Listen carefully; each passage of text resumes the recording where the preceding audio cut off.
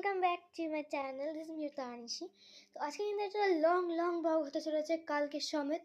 আমি, মাসি, মেসো, দাদা যাচ্ছি। ব্যাগ প্যাক হয়ে গেছে, অনেকটা একটা লং ট্রিপে যাচ্ছি নতুন বছরে। কোথায় যাচ্ছি সেটা কালকে বলবো, এখন বলবো না, কালকেই বলবো। আর যদি বলতে ভুলেও যাই আমি তোমাদেরকে শিওর বলে দেবো।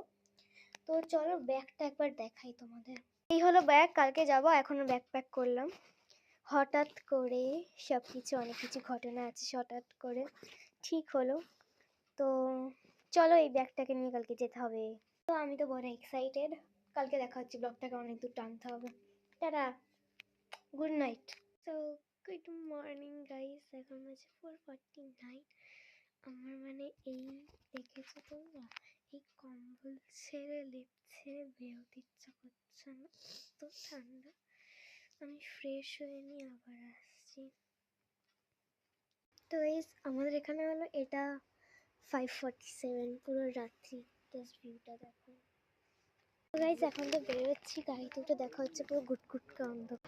তো গাইজ আমরা এখন আছি শেরে পাঞ্জাব, প্রায় 1.5 ঘন্টা জার্নি করে। চলো। তো গাইজ আমরা তো শেরে পাঞ্জাব থেকে ব্রেকফাস্ট করে বেরিয়ে গেছি।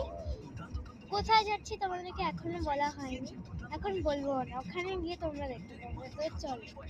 তো গাইজ আমরা একটা জিও পেট্রোল পাম্পে ঢুকেছিলাম, আর ওখানে একটা ক্যাফে আছে, এখান থেকে জুসটা নিয়েছি। কি সুন্দর দেখেছো, আর খেতে অসাধারণ। কোকো লোকো আমার মানে অনেক ভালো লেগেছে এটা।